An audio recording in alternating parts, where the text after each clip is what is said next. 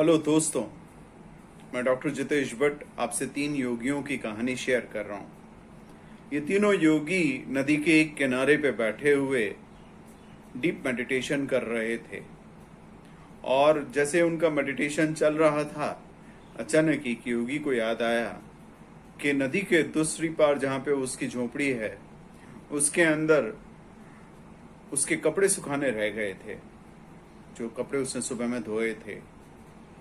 तो उसने उसके साथी योगियों को कहा कि मैं एक बार सामने नदी के उस पार मेरी झोपड़ी में जाके आता हूँ।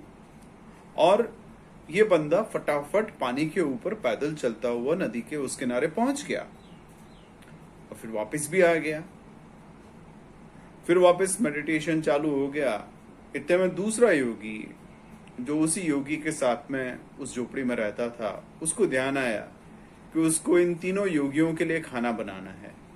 तो उसने कहा कि मुझे अब जाके वहां पे खाने की तैयारी करनी पड़ेगी, मैं तैयारी करके 10 मिनट में वापस आता हूँ। ये बंदा भी नदी के ऊपर, पानी के ऊपर पैदल चलता हुआ वहां पहुंच गया और वापस आ गया। अब तीसरा योगी जो इनके साथ में बैठा हुआ था, वो एक मेहमान योगी था। उसे उस जगह के बारे में कुछ मालूम नहीं था और वो थोड़ा सा अचंभित था, थोड़ा सा आश्चर्य मिश्रित उसके दिमाग में सवाल थे कि ये लोग पानी पे चल कैसे सकते हैं।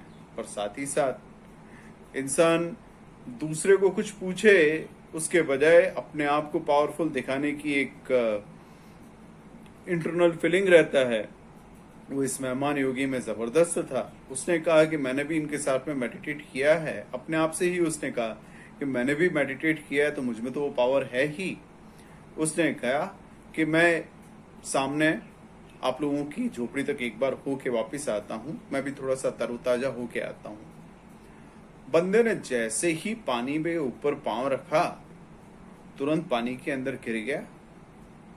इतने में जो पीछे दोनों योगी बैठे थे, उन्होंने आसपास में एक दूसरे से बात की।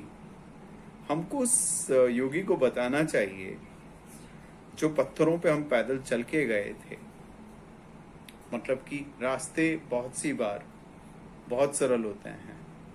हम हमारे राहगीर से बहुत सी बार रास्ते पूछ सकते हैं, जो रास्ता उसने तय किया हुआ है, पर बहुत सी बार हम सिर्फ अपने आंतरिक गुरूर में या अपने आप के ओवर कॉन्फिडेंस में अपने साथी से कुछ पूछने को तैयार नहीं होते हैं।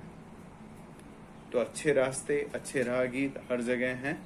एक दूसरे का सहारा लेना वो जिंदगी में जिंदगी को सरल बनाने का सबसे सरल रास्ता है। Thank you.